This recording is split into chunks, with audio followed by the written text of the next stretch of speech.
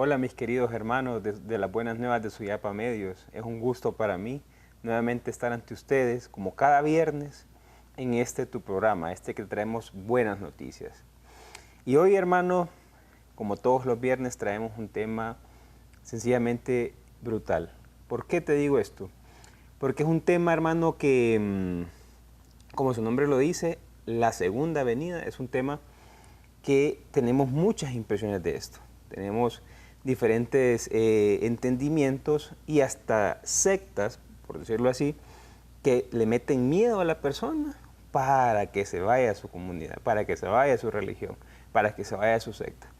Pero hoy, hermano, vamos a adentrarnos un poco en este tema y hoy necesito yo que nos vayamos al Evangelio de Juan. Recordemos que el Evangelio de Juan es el que se escribe por último, es el que se escribe entre el año 90 y 100, aunque ya los estudiosos dicen que hay unas redacciones previas, que probablemente vengan de entre el año 70, 80, fueron redacciones paulatinas. Redacciones es que el primero que comienza empieza a redactar en el 70. Luego hubieron otras personas, discípulos, probablemente que fueron agregando notas, en base a las revelaciones y a las reflexiones que tenían en su momento. Hoy, mi hermano, para poder hablar de la segunda venida, yo necesito hablar del Paráclito. Y tú me dirás, ¿qué tiene que ver el Paráclito con la segunda venida? Yo te diré, hermano, ten paciencia. Vamos a ir desmenuzando poco a poco para poder sentir un sabor agradable. Y es que actualmente, hermano, mucha gente dice, a mí me encanta el Evangelio de Juan. Pero la pregunta aquí sería, ¿entendemos lo que el evangelista quiso decir? ¿O lo que estamos haciendo nada más es una reinterpretación desde nuestra vivencia? ¿Y por qué digo esta reinterpretación desde nuestra vivencia? Porque, hermano, yo que me paro aquí de frente ante ti, yo traigo de mi vivencia con el Señor, de mi vivencia con Dios, y de eso es lo que te vengo a hablar. Probablemente nuestra vivencia será diferente, pero trataremos de que en el reflejo de esta reflexión tú puedas sacar aspectos importantes que cambien tu vida. Siempre que yo me pare en una cámara o ante un auditorio, yo trataré, hermano, conscientemente de llevarte a una madurez espiritual. Que no nos quedemos como niños, como infancia espiritual. Eso le ha hecho muchísimo daño a nuestra iglesia. Tenemos que avanzar un poco más. Entonces, para poder explicar esto de la segunda venida, es necesario que expliquemos el Paráclito. Y como tú sabrás, como seguramente has estudiado la Biblia, en todo el Nuevo Testamento la palabra Paráclito aparece en el Evangelio de Juan y en la primera carta de Juan. Son los únicos dos libros en los que aparece el Paráclito. Aquí de entrada ya nos dice algo. Y probablemente tú me dirás, hey Roger, pero yo ya sé que el Paráclito es el Espíritu Santo. Yo te voy a decir, sí pero no, mi hermano. Sí pero no, para que estés atento con nosotros a la enseñanza. ¿Por qué? Porque el Evangelio de Juan también usa el Espíritu Santo. Y eso nos pone las antenitas de pie y decimos, hey, ¿por qué el evangelista Juan utiliza el Espíritu Santo en unas ocasiones y utiliza el Paráclito en otras? Es como de preguntarse, ¿por qué? ¿Cuándo usa el Evangelio de Juan el Espíritu Santo? Lo usa, por decirlo así, en acciones ordinarias, en acciones donde los demás evangelistas los usan. Por ejemplo, el nacer de nuevo en el Evangelio de Juan, capítulo 3, cuando le dice a Nicodemo, tienes que nacer de nuevo. Le muestra la acción del Espíritu Santo. También se lo muestra cuando hay que perdonar pecados, en Juan 20. Dice que el Espíritu Santo les perdonará los pecados. Y también en Juan 6:63, cuando les dice de la vivificación, que el Espíritu vendrá a vivificar nuestra relación con Dios. Entonces, hasta ahí, hermano, hemos visto que la palabra o el nombre Espíritu Santo es utilizado en acciones ordinarias, acciones que aparecen probablemente en los demás evangelios. Pero cuando Juan usa la palabra Paráclito, lo utiliza para acciones especiales. Y esas acciones especiales se dan solo en el sermón de despedida, en la última cena. Vamos a adentrarnos a ese sermón de despedida, vamos a ver qué nos quiere decir el evangelista cuando utiliza la palabra Paráclito. ¿Por qué? Porque, como te reitero, tiene acciones especiales. Pero para empezar, tenemos que irnos a qué significa Paráclito. Paráclito en griego, parakleto, tiene dos uniones de palabras. Para, que significa al lado, y kleto, llamado. Entonces, de entrada sabemos que el Paráclito es aquel que está llamado a estar a mi lado. Ojo a la primera gran idea. El Paráclito es el que está llamado a estar a mi lado. No estar allá, no estar arriba, no estar en otro país, no, es el que está llamado a estar a mi lado, aquí. Ese es el Paráclito. Y el evangelista Juan lo muestra, como te reitero, y esta es la gran idea, que lo muestra solo en el sermón de despedida. Pero ¿qué significa? Y tú te dirás, en mi Biblia de Jerusalén, Paráclito aparece tal cual. No aparece traducido, no aparece un significado. ¿Por qué? Porque Paráclito tiene muchos significados, entre ellos consejero, maestro, abogado, intercesor, defensor. Entonces el Paráclito tiene muchas funciones. Los traductores de nuestra Biblia en español, como la mía que es Jerusalén, por ejemplo, deciden no traducirlo. ¿Por qué? Porque sería reducir el significado de esta palabra. Entonces lo que él hace es dejarlo como Paráclito. En la actualidad yo solo he visto las Biblias que son escritas en Estados Unidos, las Biblias que están en el lenguaje inglés, esa sí lo traduce, ellos tendrán sus razones. Pero la única parte donde sale traducido, donde se podría traducir Paráclito, es en la primera carta de Juan, que dice que tenemos un defensor ante nuestro Padre y es el Señor Jesucristo. Entonces, los autores del Nuevo Testamento lo mantienen como Paráclito. ¿Para qué? Para no reducir su nombre, para decir, tenemos un defensor, un maestro, un consejero, un intercesor que está a nuestro lado. Entonces, cuando ya entendemos la parábola Paráclito, mis hermanos, hay que irnos al sermón de la última despedida. Y empezamos a ver esa etapa que es del capítulo 14, 15 y 16 del Evangelio de Juan.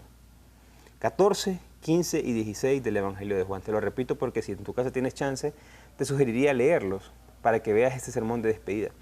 Es ahí donde Jesús les revela quién es el Paráclito.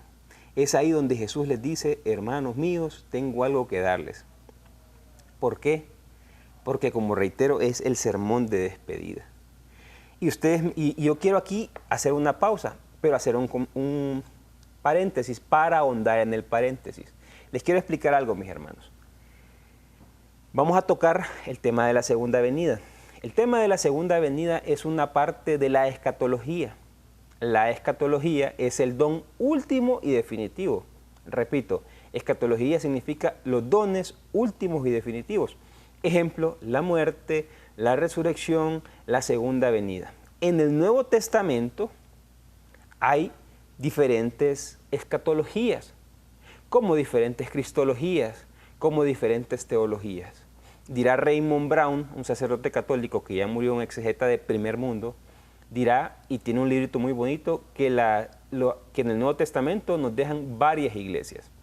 Es decir, lo siguiente, la Iglesia Católica, a la cual somos parte, se mueve bajo la línea pastoral de las cartas pastorales, o sea, las cartas de Timoteo. Pero perfectamente el Papa podría decir, vamos a cambiar la forma de la iglesia, vamos a pasarnos a las cartas paulinas, que son más de carismas y más este tipo de cosas. Por ejemplo, hay diferentes iglesias en el Nuevo Testamento, hermano, diferentes ideas. Ese librito se llama Las iglesias que los apóstoles nos dejaron. Raymond Brown, sacerdote católico, por si lo quieres adentrar un poco más en el tema. Como te decía, hay diferentes cristologías, no hay una sola, hay diferentes cristologías, a lo cual nos generan diferentes escatologías. La segunda venida para las cartas paulinas, llámense las 13 cartas de Pablo, que de las cuales 7 son de Pablo, las otras 6 son utilizan seudónimos, o sea, discípulos de Pablo que redactan las cartas tiempo posterior de la muerte del discípulo. Entonces, estas pseudonimias fueron explicadas de esa manera. Ellas, tanto las cartas paulinas como las proto, teutero, paulinas y tritopaulinas, hablan de una escatología no cumplida, y es la misma que aparece en los evangelios sinópticos. ¿Cuáles son los evangelios sinópticos? Marcos, Mateo y Lucas. Estas cartas, hermano, lo que nos muestran es una escatología no cumplida. ¿Qué quiero decir con una escatología no cumplida? Una segunda venida que está por venir. Una escatología, o sea, los dones últimos y definitivos que no han llegado. Pero Juan nos muestra otra cosa, hermano. Juan nos lleva más allá. Por eso al Evangelio de Juan se le conoce como el Evangelio de las alturas. Y es representado con una águila por las grandes alturas teológicas que muestra.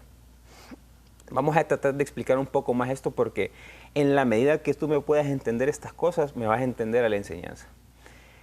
Cuando estudiamos la redacción de los evangelios y del Nuevo Testamento nos damos cuenta que hay tres etapas. Hay tres etapas de formación. La primera etapa, que incluye desde el nacimiento de nuestro Señor Jesucristo hasta su muerte, el año 30. Esa es la primera etapa en la que están los apóstoles con él. La segunda etapa viene del año 30 al año 70, que es el desarrollo teológico, el desarrollo de misiones de Pablo de Tarso. De Pablo, todo ese trabajo que hace Pablo con las misiones, que abarca probablemente del 36, 35, 36 en delante hasta el 64 68 que muere el apóstol, esa etapa se le conoce como la segunda etapa.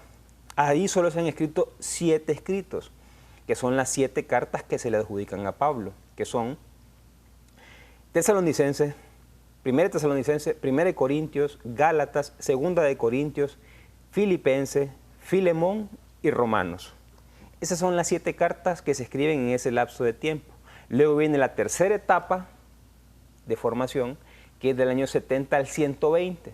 Ahí se redactan los evangelios, los 3 sinópticos. En el año 70 Marcos, entre el 80 y 90 Mateo y Lucas, y luego aparecen ciertas cartas católicas hasta la carta de Pedro, que es la última para el año 120. De entrada nos dice, si Pedro murió en el 64 y la carta se redacta en el 120, pudo haber sido Pedro. Entonces, mis hermanos, en esa tercera redacción está el Evangelio de Juan.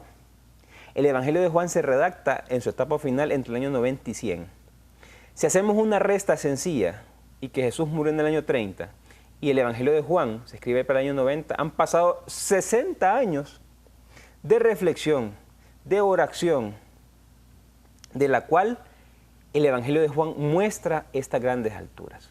Pero tranquilo, hermano, vamos a ir a una breve pausa y yo seguiré explicando un poco más para que luego en la segunda parte entremos a lo que nos interesa, a lo que realmente nos interesa. Nos vemos en unos minutos.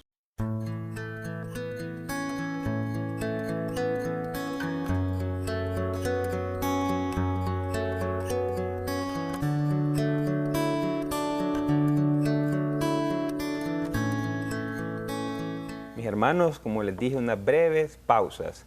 Y te decía yo en la parte anterior, estábamos hablando de las redacciones del Nuevo Testamento. Y yo te comentaba de que el Evangelio de Juan se había redactado para el 90 y el 100, o sea, 60 años después de la muerte de nuestro Señor Jesucristo. Había más reflexión, había más oración, había mucha más revelación para ese tiempo. Totalmente diferente a lo que muestran las cartas paulinas. La primera carta de Pablo para el 51, 21 años después de la muerte de nuestro Señor Jesucristo. La carta a los romanos para el año 58, 28 años después de la muerte de nuestro Señor Jesucristo. Marcos, el primer evangelista, 40 años después de la muerte de nuestro Señor Jesucristo. Todo esto, lo que te quiero mostrar es que el Evangelio de Juan muestra una reflexión sumamente elevada. Y para el Evangelio de Juan, la escatología de la segunda venida ya se cumplió. Así te lo digo, hermano. Para el evangelista Juan, la segunda venida ya se cumplió. Usted me puede decir, y yo no quiero alarmar a la gente, usted puede vivir, hermano, con la idea de que la segunda venida no ha venido. Y está perfecto, está perfecto. Como se lo dije, usted sigue en la línea sinóptica, o sea, de Mateo, Marcos, Lucas y de las cartas paulinas. Yo, Roger Martínez, quiero vivir en la línea de Juan. Y quiero vivir pensando que la segunda venida ya fue. ¿Qué quiero decir con esto? Para eso nos vamos a ir al Evangelio de Juan y vamos a entender quién es el Paráclito, que es a mí es una belleza. El Paráclito aparece 5 veces en el Evangelio de Juan con 5 misiones diferentes. Ya dijimos que aparece en la última cena. Aparece en Juan capítulo 14, versos 15 al 17, que es la promesa de su venida. Aparece en Juan 14, 25, 26 con la primera misión. Juan 15, 26 con la segunda misión del Paráclito. Juan 16, del 7 al 11, la tercera misión del Paráclito. Y Juan 16, 12, 15, la cuarta misión del Paráclito. Por cuestiones de tiempo, hermano, sería imposible dedicar estos lapsos a explicar cada una de ellas. Pero nos vamos a quedar con la primera lectura, que es la misión del Paráclito. Para eso, hermano, yo te pido que tomes tu Biblia, si no yo leeré, vamos a ir al Evangelio de Juan, en el capítulo 14, versos 15 y 17. Dice la Escritura: si me aman, guardarán mis mandamientos, y yo pediré al Padre y le dará otro Paráclito, para que éste esté con ustedes siempre, el Espíritu de la verdad, a quien el mundo no puede recibir, porque no lo ven ni lo conocen, pero ustedes lo conocen, porque mora entre ustedes.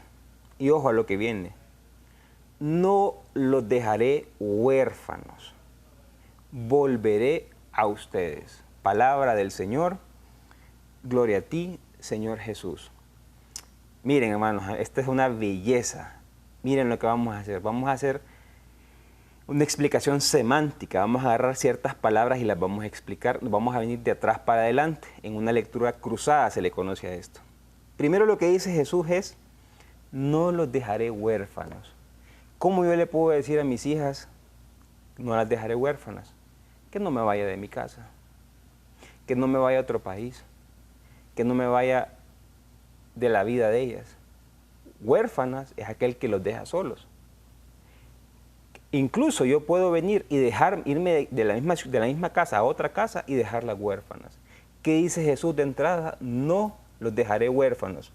Y esto nos pone a pensar: ¿cómo no los dejará huérfanos si Jesús va a morir dentro de pocas horas? ¿Y cómo es que no los va a dejar huérfanos? Primera, este es un punto importantísimo, por eso creo, primer punto importante de esta lectura. Jesús dice que no los dejará huérfanos. Después dice: volveré a ustedes. ¿Cómo? Y no va a morir en la cruz dentro de poco, pues. Y entonces, ¿cómo es que va a volver a nosotros?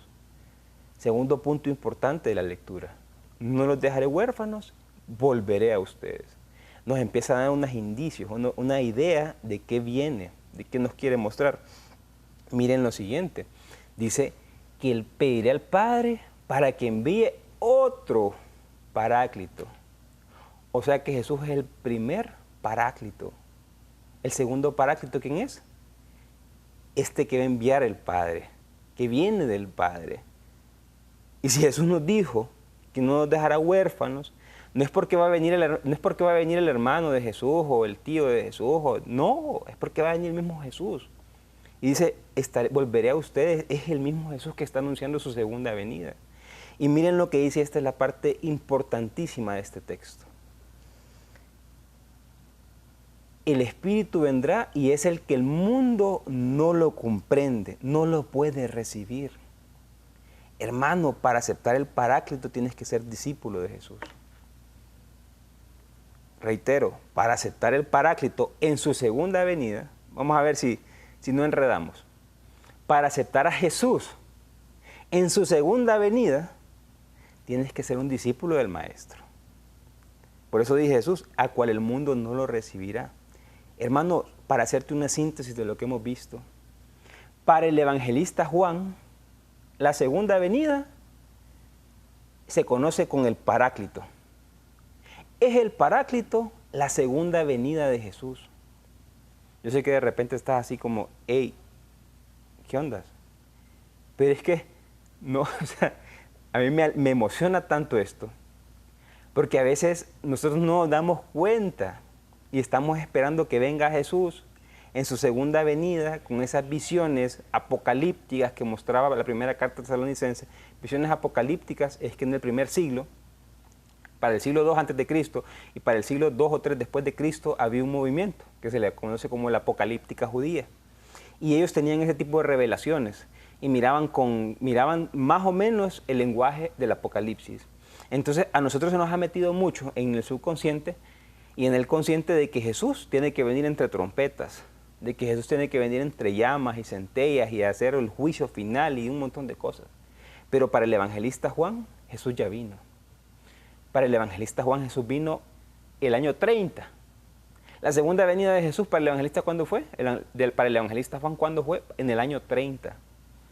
Hermano, reitero, esta es la escatología de Juan. También está la escatología de los sinópticos y de Pablo. Tú dependes en cuál quieres vivir.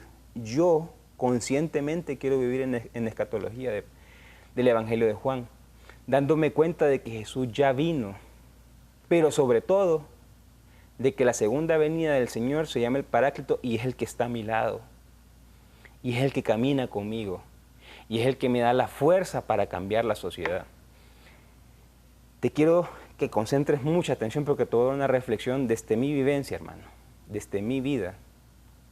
Yo, quien me conoce, yo tengo probablemente unos 3 años de haber entrado a mi querida Renovación Carismática Católica. Hasta ese momento antes yo no entendía nada de estas cosas. Y vivía pensando en que hasta el año 60 me iba a convertir, cuando tuviera 60 años yo. Que de repente me podría dar Dios 5 años más de vida y 5 años me iba a estar dedicándole mi vida a Él. Cuando yo encuentro mi vocación, pero como Pablo encontré mi vocación, lo que digo yo es, y entiendo estas cosas, digo yo, ¿y para qué quería esperar que viniera el Señor? ¿O para qué quería esperar 60 años de mi vida para poderme convertir, para poder servirle al Señor? Yo dije, ¿cuánto tiempo he perdido? ¿Cuánto tiempo he perdido de que yo sea un agente de cambio en la sociedad? De que yo deje de estar creyendo que va a venir Dios, que va a bajar Jesús y que va a cambiar la sociedad. El evangelista Juan lo que está diciendo es que Jesús ya está a tu lado y que la responsabilidad de cambiar la sociedad está en ti, está en mí. Queremos un país de corruptos, seamos permisibles. Queramos un país correcto, pongámonos los pantalones, seamos hombres responsables de nuestras acciones. Somos nosotros, hermano, somos nosotros, con la fuerza del resucitado. Somos el templo del Espíritu Santo, recordemos. Somos nosotros con la fuerza de Dios, los destinados a cambiar la sociedad. Yo a veces escucho que gente dice, deje que Dios ponga el 50 y usted ponga el 50. No, ¿por qué voy a poner el 50? ¿Y mi otro 50 dónde lo dejo? ¿En la infidelidad? ¿En la corrupción? ¿En la delincuencia? ¿En la mentira? ¿Dónde lo dejo? Yo tengo que poner el 100% mío. ¿Por qué? Porque Dios ya me dio el poder de Él. Y si has sido partícipe de estas últimas enseñanzas, yo siempre te he dicho que Dios habita en tu corazón. El creador del universo habita en ti, por lo cual tienes la capacidad de crear el universo que tú quieras. Tú puedes crear un universo de discordia, de odio, de infidelidad en tu casa, como también puedes crear un universo de paz, de amor, de alegría, un verdadero cielo. El poder de Dios, el poder de la creación está en ti, hermano. ¿Para qué quieres que venga Jesús a arreglar las cosas? Si Jesús ya está a tu lado, Jesús ya camina contigo, Jesús te está dando la fuerza para que no procrastines y para que seas una persona correcta como sus discípulos. Claro, Jesús dice en este texto, el que no es mi discípulo no me comprenderá. Y estamos bien, pero es el momento de hacer la metanoia, de hacer ese cambio de mente y de decir, tengo la fuerza del resucitado en mí. ¿Para qué? Para cambiar la sociedad, hermano. Aquí nadie va a venir a hacer lo que te toca hacer a ti. Y si tú no haces lo que te toca hacer a ti, las cosas no van a cambiar. Las cosas van a seguir peor o iguales. Depende exclusivamente, mi hermano, de usted y de mí. Y recuerde por qué lo puede hacer. Porque Dios ha dejado el cielo vacío. Porque Dios ahora vive en usted. Y porque usted tiene el poder de Dios en su corazón para poder hacer grandes cosas en la sociedad. Somos nosotros, hermanos, los responsables de nuestro destino. Dios nos dio todo ya. Dios nos dio la creación, Dios nos dio a su Hijo, Dios nos regala su Espíritu. ¿Para qué? Para que construyamos nuestro futuro, el futuro deseado. Me quiero despedir con un breve resumen. La segunda venida de Jesús fue en el año 30 según el evangelista Juan. Yo conscientemente quiero vivir sabiendo que no hay segunda venida y no hay tiempo para esperar. Es cambiar la sociedad desde aquí. Es cambiar mi vida desde aquí. Y hay un adagio chino hermosísimo que dice, la vida que yo deseo por herencia divina es la que merezco. Hermano, la vida que usted desee por herencia divina es la que merezca. Así que, hermano, a ser responsable de nuestras acciones, a darnos cuenta de que nadie va a venir a cambiar el mundo. Somos nosotros, nuestras manos, nuestra fuerza, nuestra inteligencia, los capacitados por Dios, los enviados de Dios para convertir este mundo en un lugar deseable, en un lugar feliz. no el mundo, nuestra casa, nuestro pequeño mundo. Gloria al Padre, gloria al Hijo, gloria al Espíritu Santo, como era en un principio, ahora y siempre, por los siglos de los siglos. Amén. Que Dios lo bendiga, hermano, y nos vemos el siguiente viernes.